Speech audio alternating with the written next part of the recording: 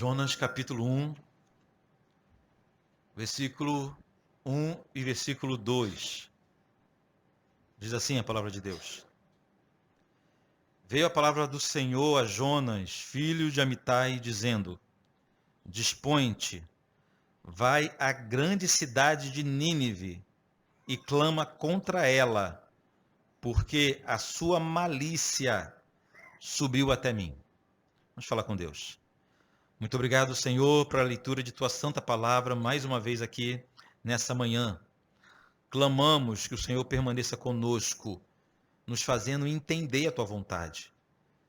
Precisamos agora da atuação poderosa do teu Espírito, em nome do Senhor Jesus. Amém. Amém.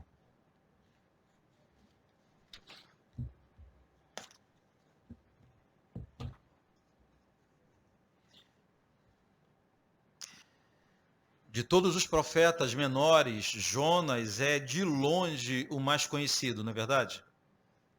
A gente conhece muito pouco os demais, tanto os profetas quanto o livro em si. O livro de Jonas a gente pode considerar como sendo um livro muito conhecido. Desde criança somos familiarizados com a história do profeta que em desobediência foi engolido por uma baleia e milagrosamente saiu vivo. Contudo, irmãos, infelizmente, ao contarmos a história de Jonas para os nossos filhos, é muito comum nós darmos uma ênfase exagerada a essa questão, ao episódio da baleia. É muito comum isso acontecer. Isso é muito sério. Temos aqui um sério problema. Normalmente, os livros ilustrados, as peças teatrais, as canções, em tudo que se fala sobre Jonas, se limita a contar a passagem dele pelo ventre de um grande peixe. Inclusive, o grande debate da narrativa de Jonas está nisso, se foi um peixe ou se foi uma baleia. O seminarista chega dizendo: pastor, não foi uma baleia, foi um grande peixe. Porque uma baleia não pode, não tem como. Então, normalmente o debate gira em torno do peixe, do episódio. Porque, de fato, à primeira vista, o que mais chama atenção na história de Jonas foi sua fuga. Ele tentando se esconder de Deus e foi castigado, sendo engolido por um grande peixe. E o que nós entendemos é que Jonas tentava fugir do Senhor. O que nós entendemos é que a baleia foi um castigo. O que nós entendemos é que ele só escapou porque ele orou no ventre da baleia. Foi sua oração que o salvou. Isso por quê? Porque apesar do livro de Jonas ser muito conhecido, a história de Jonas muito conhecida, nós cometemos sérios equívocos ao interpretar, ao tentar compreender a narrativa de Jonas. E não é apenas a gente. Qualquer cristão de qualquer canto do mundo chega para ele e pergunta quem foi Jonas, ele vai dizer que foi um homem que tentou fugir de Deus e por isso foi engolido vivo e se arrependeu lá no ventre da baleia e orou e o Senhor poupou sua vida.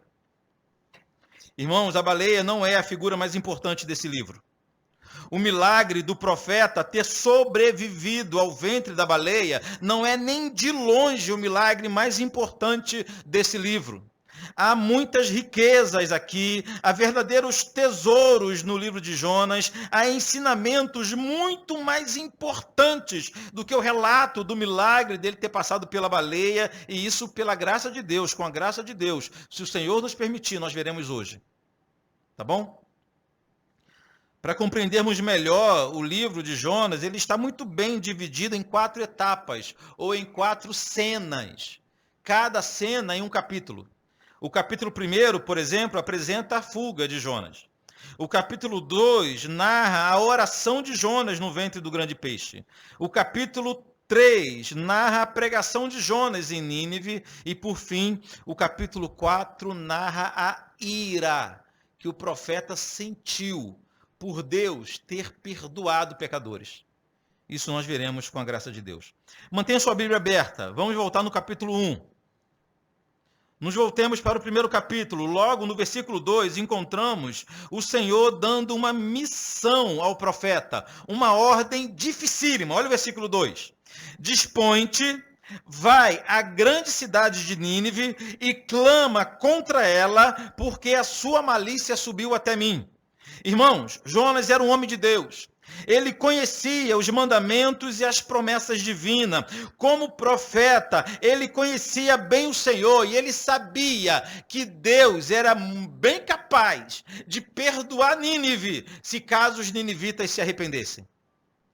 Então, quando o Senhor dá ordem para ele se levantar, se dispor e clamar contra a cidade, ainda que a mensagem de Deus fosse uma mensagem de juízo, por conhecer a Deus, Jonas sabia que bastava aquele povo se arrepender e eles seriam perdoados pelo Senhor.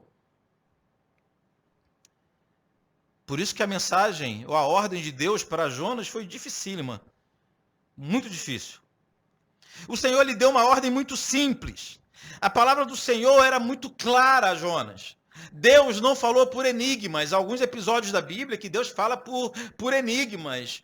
Deus não falou por metáforas. Deus não falou por mistério. Não, Deus chegou para Jonas e deu a ele uma ordem simples de ouvir, simples de entender. Dúvida não tinha nenhuma. A ordem de Deus era clara, cristalina, era simples. A ordem do Senhor foram objetivas. Jonas não ficou em nenhum momento com dúvida. Você encontra Jonas perguntando ao Senhor, como é que é? O que o Senhor falou? Jonas não pergunta, porque Jonas entendeu. Para Jonas, a palavra de Deus não era difícil de entender, era difícil de engolir. Ele não engoliu o que Deus falou. Não é um equívoco imaginar que ao ouvir as ordens de Deus, o profeta tenha ficado atônito, espantado, assombrado, confuso.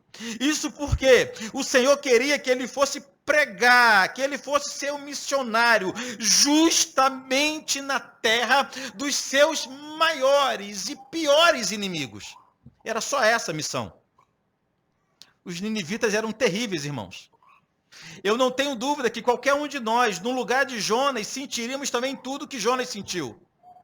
Os ninivitas eram homens terríveis. Nínive era a cidade mais importante da Síria. A Síria, nesse período, ainda não era a maior potência mundial, mas estava caminhando para se tornar.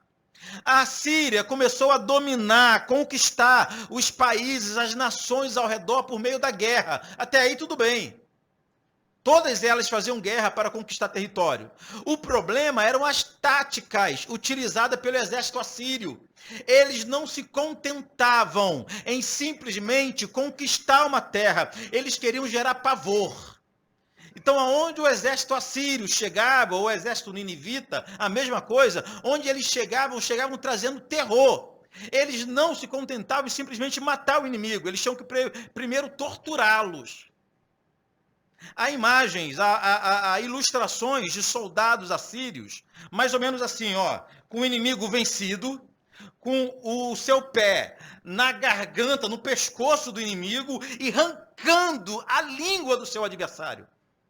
Antes de matar, eles tinham que torturar. Os métodos de tortura dos ninivitas eram os piores possíveis. Por isso que eles causavam tanto pavor. O problema não era chegar aqui e nos conquistar. O problema é que, para nos conquistar, vai aterrorizar, vai fazer barbaridade com todos nós. É esse povo, inimigo de todo mundo, inclusive de Jonas. Jonas profetizava no Reino do Norte. E muito tempo depois, os assírios vão invadir o Reino do Norte e destruir o Reino do Norte. É para esse povo, gente bárbara, impetuosa, criminosa, opressores sanguinários. Um tipo de gente que nós não queremos nem ouvir falar pelas barbaridades que eles cometem. Foi para esse tipo de gente que o Senhor mandou Jonas exercer seu ministério. É para lá que você vai pregar. Jonas ouviu atentamente as ordens do Senhor. Ele não questionou, Jonas não fez nenhuma pergunta, ele não teve nenhuma dúvida, o profeta não debateu com Deus, o Senhor mandou Jonas se dispor, e a Bíblia diz que Jonas se dispôs, mas para fazer outra coisa. Olha o versículo 3. Jonas se dispôs, mas para fugir da presença do Senhor, para Tarsis. E tendo descido a Jope, achou um navio que ia para Tarsis. Pagou, pôs a sua passagem, embarcou nele para ir com eles para Tarsis, para longe da presença do Senhor. Olha bem, a primeira ideia que temos aqui, inclusive é o que normalmente nos é ensinado, é que Jonas tentou se esconder de Deus. E porque ele desceu a uma cidade chamada Jope, procurou um navio e desceu ao porão do navio e foi para um lugar bem distante, nos ensinaram que o que Jonas estava tentando fazer aqui era se esconder do Senhor, mas isso não podia acontecer.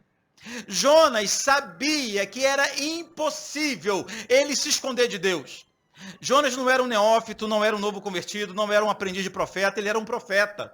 Ele conhecia a palavra do Senhor, ele tinha relacionamento com Deus, ele sabia que era impossível se esconder do Senhor.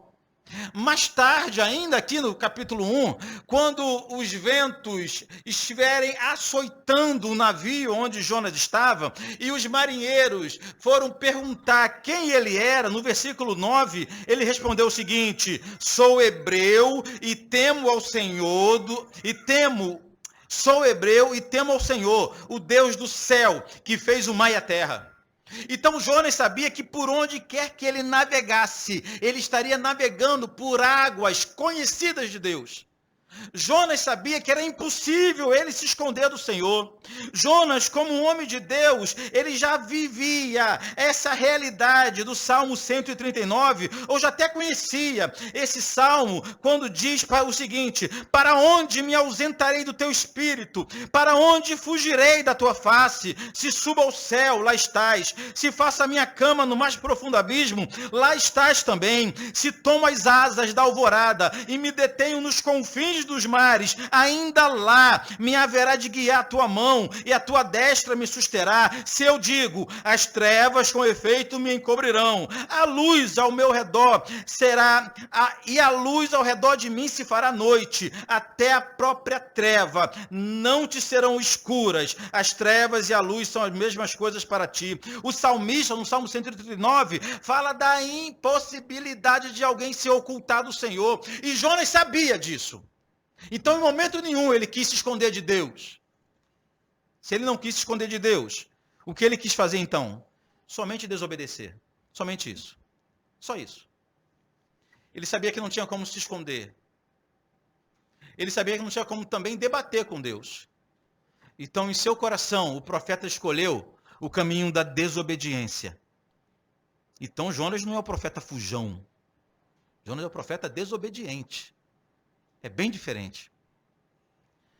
Jonas é aquele tipo de cristão que conhece a vontade de Deus, mas diz o seguinte: eu não quero isso para a minha vida. Jonas é aquele tipo de crente que ora a Deus dizendo, seja feita a tua vontade, mas é mentira.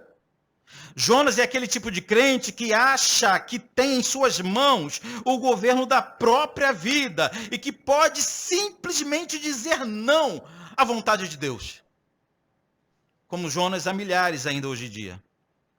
Mas, queridos, o plano do Senhor era alcançar os ninivitas através de Jonas. Jonas querendo ou não. Esse era o plano de Deus. E Deus não muda de plano.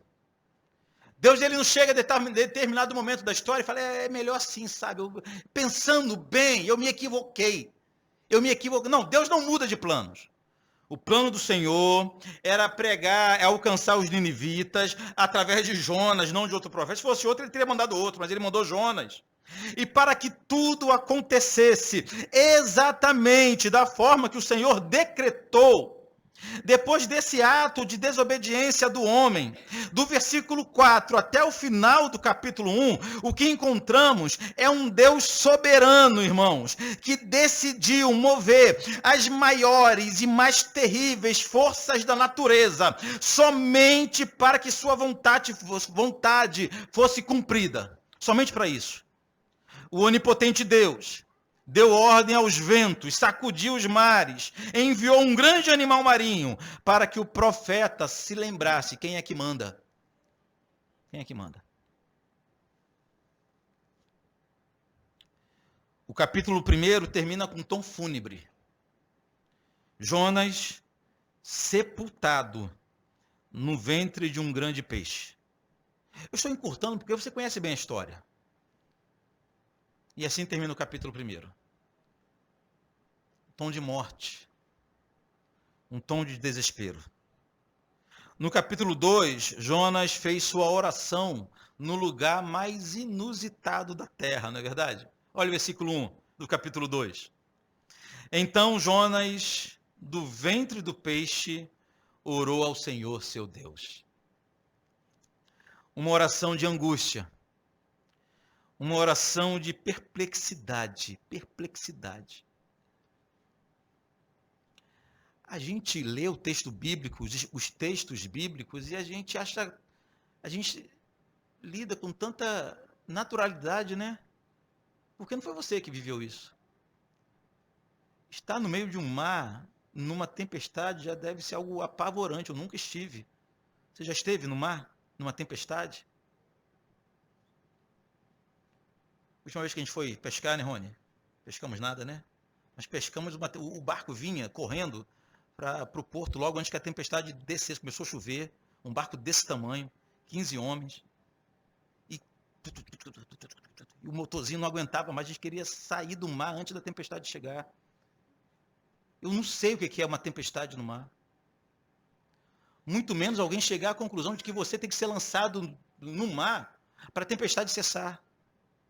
E ao ser afundado, ao estar afundando no meio de um oceano, o camarada jura que está morrendo, e quando ele se vê, está dentro de um grande animal, vivo, lúcido. Uma oração de perplexidade. O profeta, com certeza, estava acostumado a orar. Jonas já tinha orado diversas vezes, em diversos lugares, contudo, ele jamais havia orado em uma circunstância tão adversa. Na verdade, era para Jonas estar morto, e ele sabia disso. Provavelmente ele mesmo acreditava que estava morrendo quando foi lançado ao mar. Não podemos afirmar o que passou primeiramente na cabeça de Jonas quando ele percebeu que ainda estava vivo. Tudo o que sabemos é que naquele lugar inusitado, rodeado por morte, sem ver saída alguma, Jonas orou ao Senhor, e uma das orações mais lindas que encontramos na Bíblia. Olha o versículo 2. E disse: na minha angústia clamei ao Senhor, e ele me respondeu. Do ventre do abismo gritei, e tu me ouvistes a voz. Que oração é essa, irmãos? Vocês perceberam que essa oração, Jonas já está sendo grato por um livramento? Jonas está falando do problema já no passado. Vocês perceberam isso? Como ele disse, eu clamei e ele me ouviu. Eu gritei e ele me respondeu. Por quê? Ele ainda estava no ventre do peixe. Há um pastor que não fez seminário no Martin Bucer, vai ensinar vocês que isso aqui era um ato profético. Jonas estava já profetizando o que aconteceria com ele. Ele já estava trazendo à existência o que não existia. Ele já estava olhando para o futuro, sabe? Ele já estava... Mas não é nada disso. Não é nada disso. Por que então Jonas agradeceu pelo livramento, já que ele ainda estava no ventre do peixe? Irmãos, Jonas fez uma oração de agradecimento no ventre do peixe, porque ele sabia que o grande peixe não era um castigo, e sim um livramento. Eu vou tentar explicar isso aqui. O grande peixe foi enviado por Deus para livrar Jonas da morte. Ser engolido vivo livrou Jonas de morrer afogado, não é verdade? Não é isso? Então Jonas orou a Deus agradecendo por ter sido salvo do terrível mar. Curiosamente, na Bíblia, mar significa morte, peixe não. Peixe significa vida. O grande peixe dessa história foi um instrumento de Deus, não para juízo, mas para livramento. Em sua primeira oração, no início de sua oração, ele não disse que estava no ventre de um grande peixe. Ele disse que do ventre de um grande abismo, gritei. Jonas clamava ao Senhor enquanto afundava no meio do oceano. Ali seria a sua morte. O peixe foi um submarino mandado por Deus para que ele escapasse da morte. O restante da oração de Jonas deixa claro isso. Olha só, a partir do versículo 3. Pois me lançaste no mais profundo, no coração dos mares, e as correntes das águas me cercou. Todas as suas ondas e as tuas vagas são ondas fortes, né? Passaram por cima de mim. Então eu disse, lançado estou de diante dos teus olhos, tornarei porventura a ver o teu santo templo. Isso aqui é fenomenal. O homem está afundando no meio do mar, sabe que vai vir a morte, a preocupação dele é que ele não vai à igreja. Não vou mais à igreja. Onde eu vou à igreja agora? Não vou no templo mais. Versículo 5. As águas me cercaram até a alma, o abismo me rodeou, e as algas se enrolaram na minha cabeça. Desci até os fundamentos dos montes, desci até a terra, cujos ferrolhos se corroeram sobre mim para sempre. Contudo, fizeste subir da sepultura minha vida, ó Senhor meu Deus.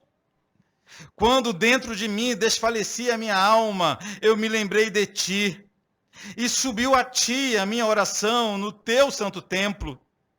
Os que se entregam à idolatria vã abandonam aquele que lhes é misericordioso. Mas com voz de agradecimento eu te oferecerei sacrifício.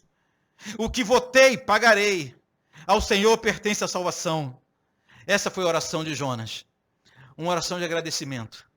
Seja lá o que acontecer daqui para frente, o Senhor já me livrou, já me poupou. Eu não sei o que será da minha vida daqui para frente, mas da sepultura, do grande mar, o Senhor já me poupou. Uma oração de agradecimento, mas de confiança em um Deus que se foi capaz de livrá-lo do mar, também seria capaz de livrá-lo de um grande peixe. O versículo 10, aqui do capítulo 2, diz assim: Falou, pois, o Senhor ao peixe, e este vomitou Jonas na terra. O Senhor, controlando todas as coisas. No terceiro capítulo, enfim, Jonas chega a Nínive. Mais uma vez o Senhor se revelou a Jonas, igual aconteceu lá no começo, não é verdade? E dessa vez o Senhor deu a mesma missão a Jonas, falou a mesma coisa. No início da história, a mesma coisa que ele falou no início. Irmãos, o Deus era o mesmo, a ordem era a mesma, os ninivitas eram os mesmos, mas o profeta agora estava diferente, não é verdade? Esse foi o momento em que Deus, movido somente por grande misericórdia, reconduziu seu filho na mesma situação em que ele desobedeceu e foi envergonhado, para que ele obedecesse e fosse agora vitorioso. No verso 2 aqui do capítulo 3, o Senhor disse a Jonas: dispõe-te e vai. E no verso 3 diz que Jonas levantou-se e foi. Que diferença agora? O que mudou? O que mudou? Como que uma baleia não faz uma diferença na vida de uma pessoa, não é verdade? Nada como passar pelo ventre de um grande peixe, ser lançado no mar, afundar até os fundamentos da terra para mudar a vida de uma pessoa, não é verdade? O profeta agora estava diferente. Era outro. Era com outro coração. O profeta não se tornou alguém, nós vamos ver isso mais para frente, não nasceu no coração do profeta amor pelos ninivitas, compaixão pelos ninivitas. Não foi isso que aconteceu. O que o profeta entendeu é que não há como ninguém contrariar a ordem do Senhor. Não há como desobedecer a Deus sistematicamente e continuar vivendo como se nada estivesse acontecendo. Por isso o homem agora é diferente. O texto diz que durante 3 dias o profeta percorreu toda a cidade de Nínive pregando. E o que Jonas pregava? O que ele pregava em Nínive? O que você pregaria em Nínive? Rapaz, você mandar fazer um carro de som, um outdoor, anunciando o grande homem de Deus, que passou pelo ventre de uma baleia, foi engolido vivo por uma baleia. Olha o milagre. Rapaz, encher. Não encher? Encher a praça. Jonas tinha todos os requisitos para se transformar num pregador de milagres. Um anunciador de milagres. Mas tem um problema. Um milagre, por mais extraordinário que ele seja, ele é incapaz de transformar a vida de uma única pessoa sequer. Ninguém se converte ouvindo milagres, ninguém. Ninguém se converte vendo milagres, ninguém. A única coisa capaz de converter o coração do pecador é a mensagem do Evangelho, é a pregação do Evangelho. Jonas entendia isso, coisa que hoje os pregadores modernos não entendem mais. Qualquer um de nós, se passássemos pela experiência que Jonas passou, ia fazer dessa experiência o ponto central de sua vida, o ponto central do seu ministério, o ponto central de sua pregação. Não foi isso que Jonas fez. Jonas foi para Nínive pregar juízo e destruição. Ó, Deus está irado com vocês e ele vai destruir essa cidade. Deus está irado com vocês e ele vai destruir essa cidade. Era a pregação de Jonas. Ah, irmãos, mas como quem faz a obra é o Espírito Santo, o texto diz que todo o povo se converteu. Aqui no capítulo 3, a partir do versículo 5. Os ninivitas creram em Deus e proclamaram um jejum e vestiram-se de panos de saco, desde o maior até o menor, ou seja, todos os habitantes, das crianças até os mais velhos, arrancaram suas roupas e vestiram-se de pano de saco como sinal de humilhação diante de Deus. Versículo 6. Chegou esta notícia ao rei de Nínive. Ele levantou-se do seu trono, tirou de si as vestes reais, cobriu-se de pano de saco e assentou-se sobre cinza. E fez-se proclamar e divulgar em Nínive. Olha o que o rei mandou dizer. Por mandado do rei e seus grandes, nem homens, nem animais, nem bois, nem ovelhas, provem coisa alguma, nem o levem ao pasto, nem bebam água, mas sejam cobertos de pano de saco, tanto os homens como os animais, e clamarão fortemente a Deus, e se converterão, cada um do seu mau caminho, e da violência que há nas suas mãos. Quem sabe, olha o que o rei disse, quem sabe se voltará a Deus e se arrependerá e se apartará do furor da sua ira, de sorte que não pereçamos. Jejum total, nem comida, nem bebida, tanto os homens como os animais. Ninguém iria comer, nem beber nada em Nínive, enquanto o Senhor não voltasse com seus planos. Não perdoasse os ninivitas. Maravilhoso esse texto. Maravilhoso. Mas, pastor, as crianças não tinham direito de escolha, não? Os pais não tinham que esperar as crianças crescerem para escolherem se iam ou não servir. Não tinha não. Os pais mandavam os filhos fazer jejum. Quer alguém que não tem direito de escolha senão os animais? O que animal tem a ver com o pecado dos ninivitas? Todos os animais do campo, em jejum. Até que Deus percebesse um arrependimento do povo. O capítulo 3 termina com Deus fazendo aquilo que ele sempre faz com pecadores arrependidos. Ao versículo 10. Viu Deus o que fizeram, como se converteram do seu mau caminho. E Deus se arrependeu do mal que tinha dito que lhes faria e não o fez. Que alegria! Nós já entendemos aqui em nossa igreja que Deus não se arrepende de nada. Falar que Deus se arrependeu é apenas uma expressão para dizendo que Deus decidiu não castigá-los mais. Você acha que Deus não sabia exatamente o que ia acontecer? Acha que Deus tiraria um profeta do fundo, do ventre de uma baleia e reconduziria, pregando contra a sua vontade? Deus sabia que a sua glória, o seu amor, a sua misericórdia seria manifestada aqui.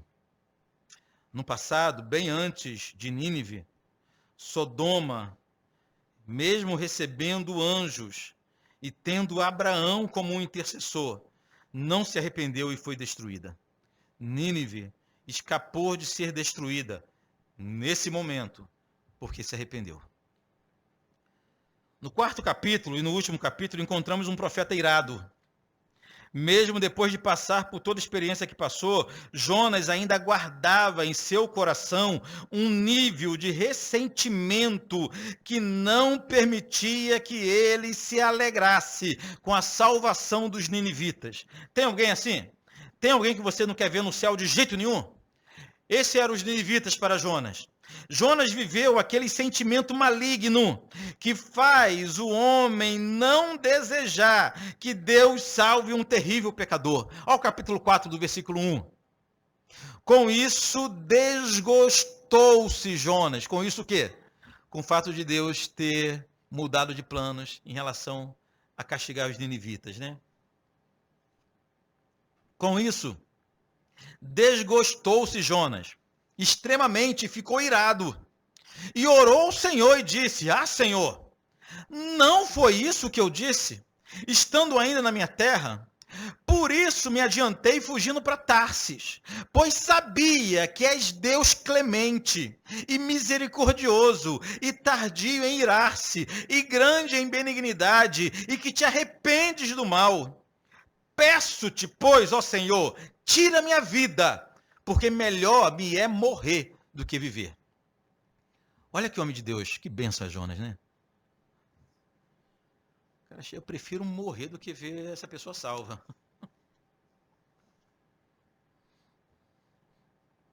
Que benção. Jonas é a prova de que a eficácia da pregação não está no pregador, não é verdade? Se fosse depender de Jonas, meu irmão, o livro termina sem sabermos o que aconteceu com Jonas. Se ele mudou sua forma de pensar ou não. Os últimos versos do livro narram como o Senhor transmitiu uma lição ao profeta. Deus ensinou que planta não é mais importante que gente. Chegou o momento desse diálogo entre Jonas e Deus, que Jonas ficou triste porque um arbusto que lhe fornecia sombra, o Senhor fez secar. O Senhor chama a atenção do Jonas. Rapaz, você se preocupa mais com planta do que com gente. Você é um ecochato, que você é. Ecochato. Vai pro pessoal, rapaz. Vai se filiar a um partido político. Você se preocupa mais com animal, com planta, do que com gente. Deus passa essa lição para Jonas. Mas nós não sabemos como termina a história do profeta. Mas a maior lição que Deus passa para o profeta foi a seguinte: o Senhor tem misericórdia de quem Ele quiser. O Senhor tem misericórdia de quem Ele quiser. Então, queridos, a mensagem central do livro de Jonas não tem nada a ver com a baleia, não é verdade? A mensagem central desse livro fala de salvação. Salvação da alma e não do corpo. O tema central do livro de Jonas não é Jonas e a baleia. O tema central do livro de Jonas é a última frase de sua oração, lá no capítulo 2. Vamos ao capítulo 2? Abra a tua Bíblia aí no capítulo 2. Temos a oração de Jonas. Olha o que diz. Olha o capítulo 8. O versículo 8 do capítulo 2.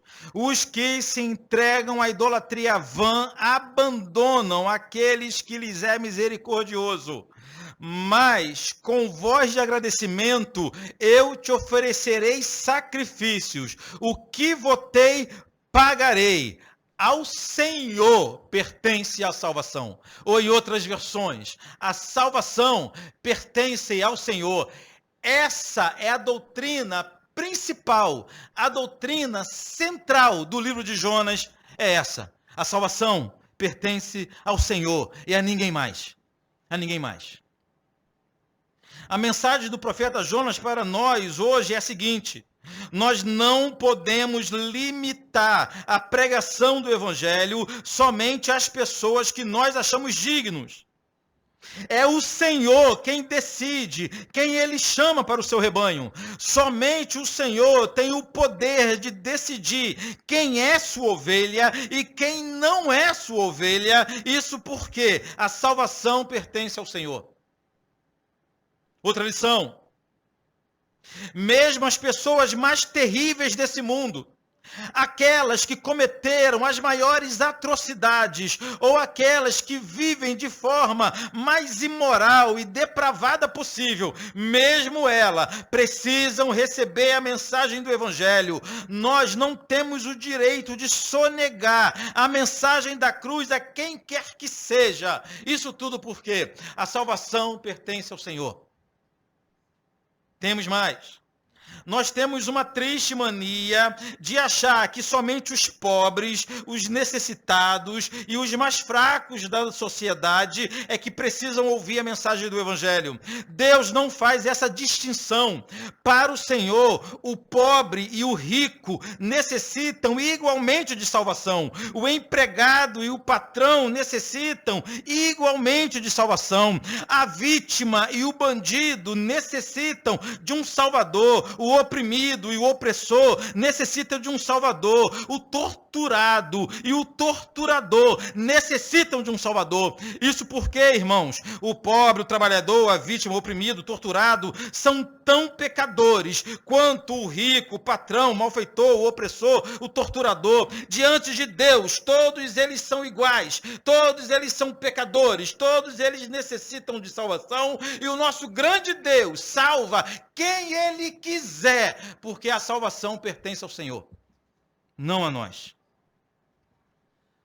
Mas tem evangelho também aqui no livro de Jonas. O livro de Jonas também apresenta Jesus. Nesse livro, o próprio profeta Jonas é um tipo de Cristo, ou seja, aponta para Cristo. Não que ele seja Cristo, mas a sua vida simboliza Jesus. Observem, Jonas recebeu do Pai a missão de levar uma palavra de salvação aos seus inimigos, igual Jesus. Jesus recebeu do Pai a missão de salvar os seus inimigos. Na carta aos Romanos, capítulo 5, versículo 10, Paulo disse que nós, quando ainda éramos inimigos de Deus, fomos reconciliados com Ele através da morte de Cristo. Então, Jonas representa Jesus. A grande diferença entre Jesus e Jonas foi que Jesus cumpriu perfeitamente e alegremente a sua missão. E olha que a missão de Jesus foi bem mais difícil do que a de Jonas, na verdade, nem se compara.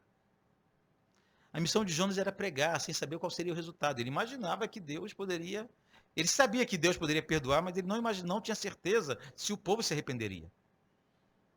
A missão de Jesus foi sair do seu trono de glória e caminhar até a cruz do Calvário. Enquanto Jonas desobedeceu, Cristo obedeceu o Pai até a morte. Por isso que na teologia nós chamamos Jesus de o Jonas perfeito. É o Jonas perfeito. Enquanto Jonas é o Jesus imperfeito, Jesus é o Jonas perfeito. Cristo nos amou e morreu por nós, quando ainda éramos seus inimigos.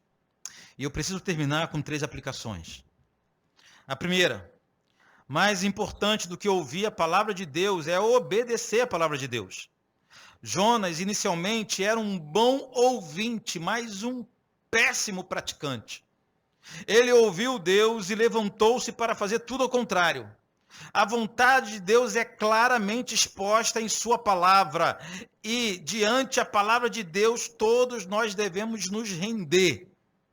Então não basta entendermos. Não basta sairmos daqui comentando alegre, mas como a pregação foi poderosa, não foi? A pregação foi uma bênção. Hoje o pastor estava não sei como, e não sei o que aconteceu, e não mudar nada na tua vida. O desafio é você ouvir a palavra de Deus e saindo daqui, transformar, mudar de vida, em obediência àquilo que tudo que você ouve nesse lugar. Em segundo lugar, O Senhor sempre prevalecerá sobre nós, irmãos.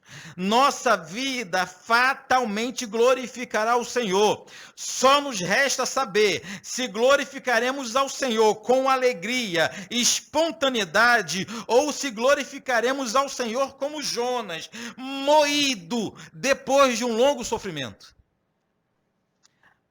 Nisso você pode escolher.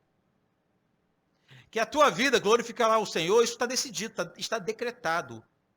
Agora, como isso vai acontecer? Se vai ser debaixo de alegria, de espontaneidade, ou se você vai precisar passar por um ventre de um grande peixe, por exemplo, pelo fundo do mar, para aprender a glorificar o Senhor.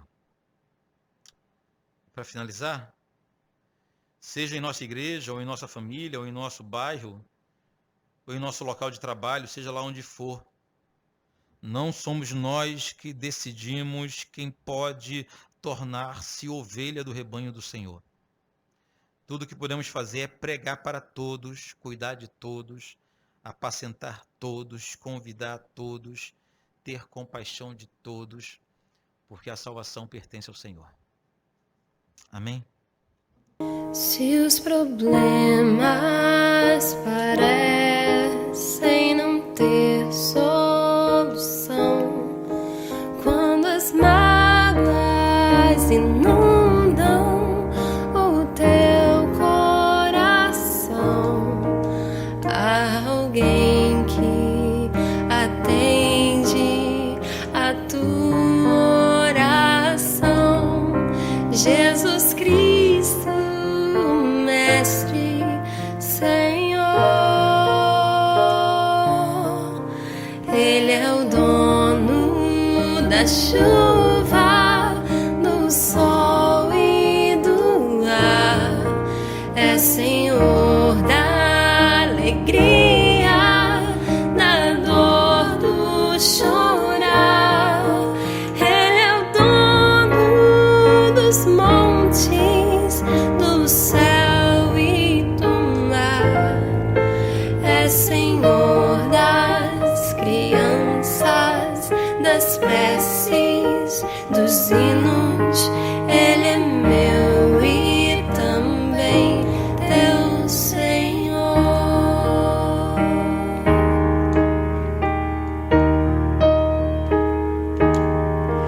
Ele é o caminho, a verdade, a luz. Abre teu coração e recebe a Jesus. Tua vida é Cristo que agora conduz, pois é Ele teu Mestre, Senhor. Ele é o dono da chuva, do sol e do ar, é Senhor da alegria, da dor, do chorar. Ele é o dono dos montes, do céu e do mar, é Senhor das crianças, das preces, dos hinos. Ele é meu e também teu Senhor.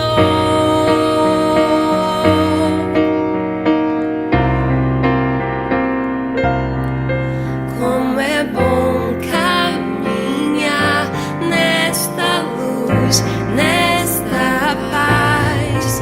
Ele vive para sempre, Ele me satisfaz. Eu sou dele, a vida que Ele me traz é segura, pois Ele é Senhor. Ele é dono da chuva, do sol e do ar, é Senhor da alegria,